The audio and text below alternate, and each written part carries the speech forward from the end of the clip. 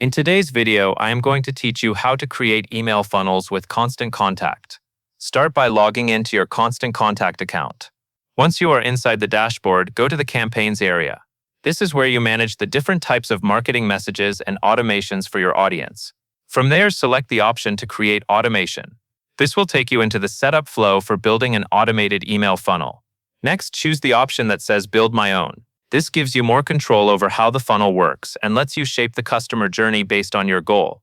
It is a good choice when you want to send a lead magnet, welcome sequence, or any follow-up series that happens automatically after someone takes action. After that, choose a trigger for your funnel. The trigger is what starts the automation. In other words, it tells Constant Contact when a contact should enter this sequence. Make sure you choose the trigger that matches the action you want to respond to, so the right people receive the right emails at the right time. Once the trigger is set, add the first email. This first message should deliver your lead magnet or provide the initial value you promised. It is important because it sets expectations and gives subscribers an immediate reason to stay engaged.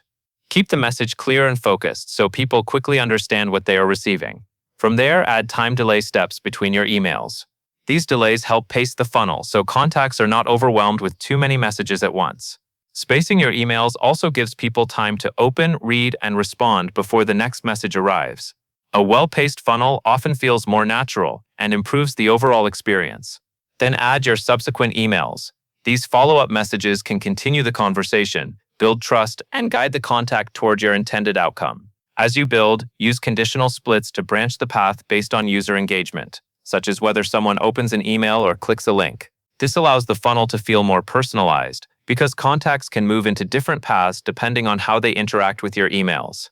When everything looks right, click Activate to launch the funnel. At that point, your automation will begin running based on the trigger and flow you created. Take a final moment to review the sequence before turning it on so you can be confident everything is set up correctly. That covers everything you need to know.